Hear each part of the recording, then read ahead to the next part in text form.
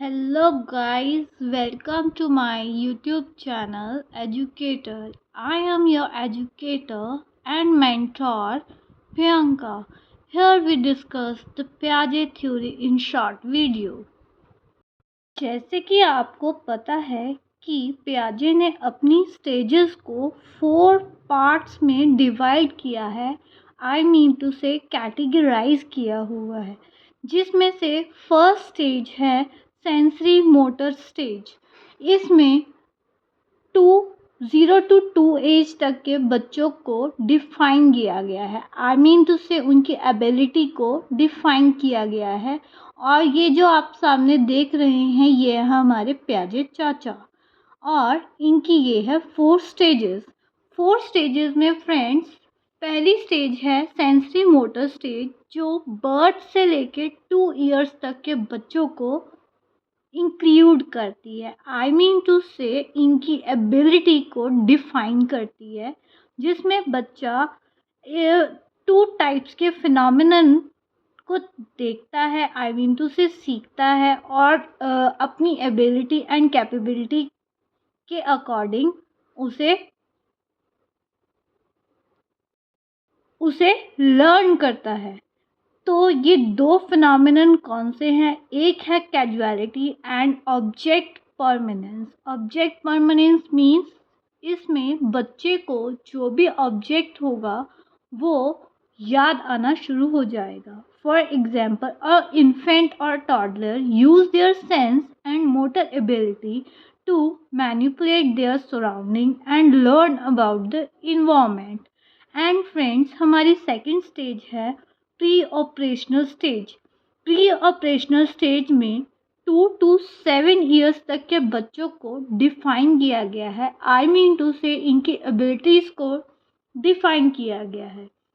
इसमें बच्चा बहुत सारी चीज़ें सीखता है, जैसे कि सिंबॉलिक थिंकिंग। सिंबॉलिक मीन्स अगर उसे कोई सिंबल्स दिखा दिए जाए, एप्पल अगर बोला जाए तो वो उसे पता लग जाएगा कि एप्पल नाम की कोई चीज़ होती है, I mean to say apple की शेप किस तरीके की होती है।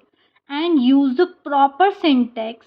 उस टाइम पर वो प्रॉपर सिंटेक्स को यूज़ करना शुरू कर देगा एंड अपने आप में जो भी चीज़ें हैं ग्रामर वे में या एक्सप्रेशन के थ्रू अपने कॉन्सेप्ट्स बनाने शुरू कर देगा।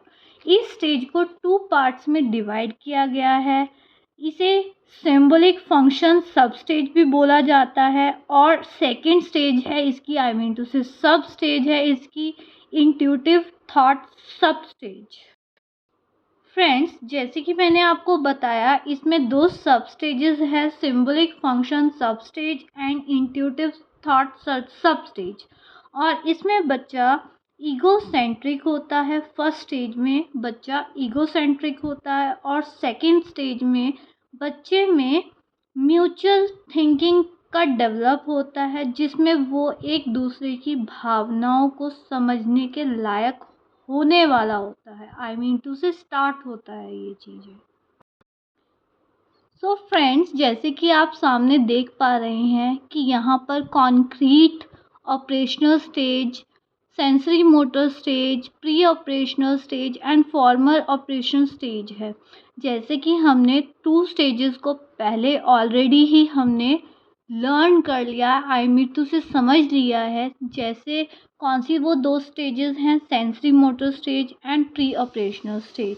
सो फ्रेंड्स, हम आगे आते हैं। फ्रेंड्स, हमने काफ़ी चीज़ें जान ली, किसकी हेल्प से? हमें पिक्चर्स की हेल्प से हमने पियाजे की थ्योरी को काफ़ी समझा और देखा, जिसमें फर्स्ट हमने डिस्कस किया सेंसरी मोटर स्टेज को and then pre operational stage को। प्री ऑपरेशनल स्टेज के हमने 2 सब स्टेजेस भी डिस्कस की। Then we discuss the Piaget's 4th stage, concrete operational stage. यहाँ पर बच्चा कॉन्सेप्ट्स को समझने की कोशिश करता है कॉन्क्रीट सिचुएशन में। कॉन्क्रीट सिचुएशन फ्रेंड्स क्या होता है? कॉन्क्रीट स्टेजेस या सिचुएशन वो होती है जहाँ पर बच्चा खुद जो चीज़ें देख सकता है, समझ सकता है और टच और फील कर सकता है, वही चीज़ें वो समझने में कैपेबल होता है। अदरवाइज़ उसे और कोई चीज़ से लेना देना नहीं होता है। उसके सामने जो है बस वही वो समझेगा। उसके बाद अगर हम उसे समझें कि वो किसी की फीलिंग्स को या ऐसी एब्स्ट्रैक्ट थिंकिंग को वो समझ लेगा, तो यहाँ पर उस थिंकिंग का डेवलपमेंट नहीं होता है। फोर्थ स्टेजेस है हमारी फॉर्मल ऑपरेशनल स्टेज। यहाँ पर 12 इयर्स तक के बच्चों को, आई मीन टू से 12 टू अपर इयर्स तक के बच्चों को इंक्लूड किया जाता है।